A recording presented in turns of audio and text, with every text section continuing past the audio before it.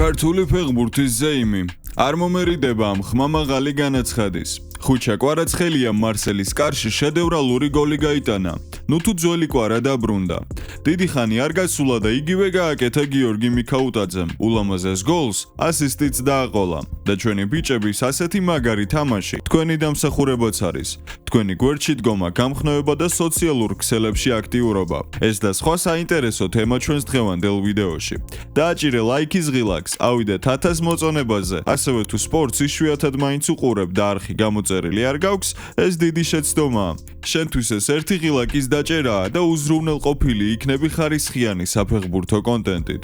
კომფორტულად მოკალათდით, ეს არის არხი Futvision. დავიწყოთ. ავსტრიის საფეხბურთო ჩემპიონატის მე-19 ტურში შტურმს გამარჯვების მოპოვება ძალიან გაუჭირდა. ქვეყნის მოქმედი ჩემპიონი საკუთარ სტადიონზე რიც 86 წუთამდე ვერ ამარცხებდა და სწორედ ამ დროს თამაში საკუთარ თავზე ცვლილებაზე 10 წუთის შესულმა იაკობ ჰადლმა აიღო და შეხვედრის ერთადერთი ბურთი გაიტანა.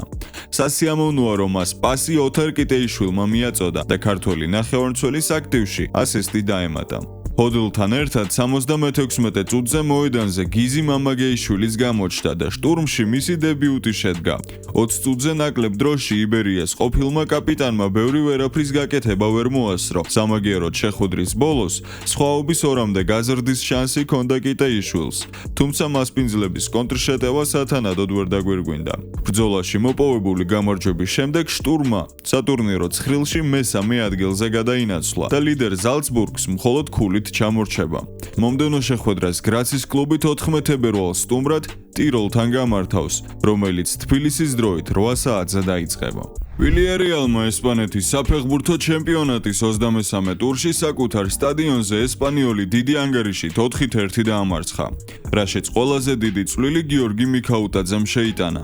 ყვითელი სუბმარინას 25 წლის ქართველმა ფორვარდმა ეფექტური გოლი გაიტანა. საგოლე გადაცემა შეასრულა და მასთან ორთაბრძოლაში მეტოქე გუნდის ორმა ფეხბურთელმა მიიღო ყვითელი ბარათი. 35 წუთზე მასპინძლების სწორედ მიქაუტაძემ დააწინაურა. ბიუქენენის თავური პასის შემდეგ მეტოქის საჯარიმოში მიუვიდა ბურთი, რომელიც კატალონიელების კარში აკრობატული ნახტომით გადაგზავნა და ესტადიო სერამიკას პუბლიკა აღფრთოვანებაში მოიყვანა. ზუსტად 6 წუთში დაბნეულმა სტუმრებმა კიდევ ერთი ბურთი მიიღეს საკუთარ კარში. სალინასის ავტოგოლის შედეგად, რასაც მეორე ტაიმის დასაწყისში ნიკოლას პეპეს გოლიც მოყვა. 55 წუთზე კი მიქაუტაძემ დასარტყმელ პოზიციაზე მოლეირო გაიყვანა, რომელმაც თანაგუნდელს გარჯა დაუფასა და ქართველმა აქტივში ასისტიც ჩაიწერა. გიორგის ბურთის გატანა მატჩის დასაწყისშივე შეეძლო, თუმცა მისი ძლიერი დარტყმა კარს ზემოდან გადაცდა. 73 წუთზე კი, როდესაც მარსელინო გარსია ტორალმა ის შეცვალა, გიორგი გულშემატკივრებმა დიდი ოვაციებით გააცილეს. მთლიანობაში საქართველოს ნაკრების ფორვარდმა 10 ბალიანი სისტემით 8.7 შეფასება მიიღო. 3 საკვანძო გადაცემა შეასრულა. ბურთს 18 ჯერ შეეხო და დრიბლინგის 2 მცდელობიდან 1 წარმატებით დაასრულა. ცნობისთვის ამ გამარჯვებით ვილიარეალმა ყველა ტურნირზე 5 მატჩიანი მოუგებელი სერია დაასრულა და სატურნირო ცხრილში მესამე ადგილზე გადაინაცვლა. მიქაუტაძის ანგარიშზე კი პრემიერა დივიზიონში უკვე 10 საგოლე მოქმედებაა, 6 გოლი და 4 საგოლე გადაცემა. მომდევნო ტურში ყვითელი სუბმარინა 14 თებერვალს სტუმრად ხეტაფეს შეხვდება და მატჩი თბილისის დროით 19 საათსა და 15 წუთზე დაიწყება. მიქაუტაძის კარგი თამაში ესპანურ პრესას უყურადღებოდ არ დარჩენია.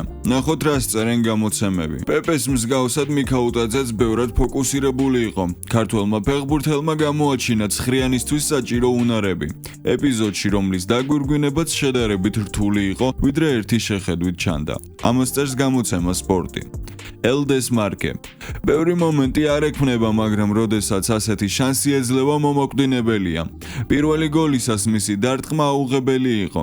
საგოლე გადაცემაც მიითვალა და მისი თანაგუნდელები ოდნავ უფრო ზუსტი რომ ყოფილიყვნენ, კიდევ 1 ან 2 ასისტი ექნებოდა. გამოცემა AS-ი. გამოჩნდა მაშინ, როდესაც ყველაზე მეტად იყო საჭირო. მისმა გოლმა ანგარიში გახსნა და მეტის გატანაც შეეძლო. მიქაუტაძე საკვანძო ფეხბურთელი უნდა იყოს. ის უკეთესად თამაშობს. დაწერეთ კომენტარებში თქვენი აზრები, რას ფიქრობთ გიორგი მიქოუტაძის კარიერაზე. უნდა დარჩეს თუ არა ვილიარეალში, თუ ფიქრობთ რომ სხვა კლუბში გადასვლა მის კარიერას უფრო წაადგება. ხვიჩა კვარაცხელიამ კიდევ ერთხელ დაამტკიცა რომ პარი სენ-ჟერმენისთვის უმნიშვნელოვანესი და ფასდაუდებელი ფეხბურთელია. მარსელთან საშინაო შეხვედრის 62 წუთზე 24 წლის ქართველი თამაშში აქტიურად ჩაერთო და ზუსტად 4 წუთში არაჩვეულებრივი დარტყმით ასეთივე გოლი გაიტანა.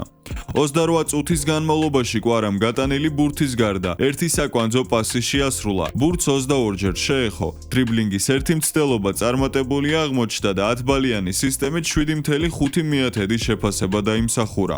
ასევე საინტერესოა რა დაწერეს წამყვანმა გამოცემებმა ხვიჩას ასპარეზობაზე. CNN. ხვიჩამ გამოჩენისთანავე მასპინძლების იერიშები კიდევ უფრო მწვავე გახადა და ეტყობოდა რომ უზომოდ მონდომებული იყო. ბურთთან მისი პირველივე შეხება ოლიმპიკისთვის მომაკვდინებელი დარტყმით დასრულდა. Reuters. პარიზელები იმის გამო რომ პირველ წრეში მარსელმა მატჩის გადადებაზე უარი უთხრა და სენ-ჟერმენის შემადგენლობის ნახევარზე მეტი ოქროს ბურთის დაჯილდოებას ვერ დაესწრო. მეტოქეზე გაბრაზებულები იყვნენ. ასეთივე გაბრაზება და კლასი ემჩნეოდა იმ დარტყმას, რომელიც ხვიჩამ შეასრულა. გამოცემა France Football. პირველ ნახევარში პარკ დე პრენზე უსმან დემბელე ბრწყინავდა. მეორე ტაიმში კი სწორედ ოქროს ბურთის მფლობელის პასით კვარაცხელიამ საოცარი სილამაზის ბურთი გაიტანა. ხვიჩა ძველებური მონდომებითა და ბრწყინვალებით დაბრუნდა. ESPN. სეზონის გადამწყვეტ მატჩებში PSG-სგან ასეთი დონის თამაშებს თუ უნახავთ, ამ კლუბისგან ყველაფერი ამოსალოდნელი. პარიზში როგორც შესვენებამდე, ასევე შესვენების შემდეგ ვიხილეთ ვარსკვლავების შოუ და დემბელე კვარას ულამაზესი გოლები. ცნობისთვის წლევანდელ სეზონში ყველა ტურნირზე გამართულ 27 შეხვედრაში ხვიჩა კვარაცხელიას ანგარიშზე 8 გოლი და 6 საგოლე პასია. საკმაოდ კარგი შედეგია, თუმცა ყველამ კარგად ვიცით, რომ ხვიჩა კვარაცხელიას ბევრად მეტი შეუძლია. ამან ეს არაერთხელ გვაჩვენა და დაამტკიცა. ვიმედოვნოთ, რომ მისი პრაიმი ჯერ კიდევ არ გვინახავს და ყველაფერი წინა. დაწერეთ კომენტარებში თქვენი აზრები ამ თემასთან დაკავშირებით. როგორ ფიქრობთ? ჩაიარა თუ არა ხვიჩას საუკეთესო წლებმა, თუ ყველაფერი ჯერ მართლა წინაა?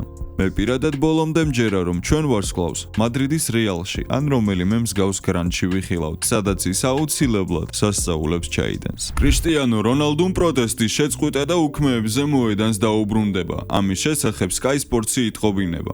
როგორც ცნობილია, რონალდო დაახლოებით 2 კვირის განმავლობაში თამაშზე უარს ამბობდა, რის გამოც ალ-ნასრის 2 მატჩი გამოტოვა. პორტუგალიელი ფეხბურთელი უკმაყოფილო იყო იმით, თუ როგორი დამოკიდებულება აქვს საუდის არაბეთის საფეხბურთო ლიგას მისი კლუბის მიმართ. კერძოდ რონალდოს აზრით, სატრანსფერო ბაზარზე ალ-ნასრი გაცილებით ნაკლებს ხარჯავს ვიდრე მისი კონკურენტი კლუბები. გარდა ამისა, გავრცელებული ინფორმაციით რონალდო უკმაყოფილო იყო იმით, თუ როგორ ექცეოდა კლუბი მასთან დაკავშირებულ თანამშრომლებს. გარდა ამისა, გავრცელებული ინფორმაციით, რონალდო უკმაყოფილო იყო იმით, თუ როგორ ექცეოდა კლუბი მასთან დაახლოებულ თანამშრომლებს, რომლებსაც ალ-ნასრი ხელფას არ უხდიდა.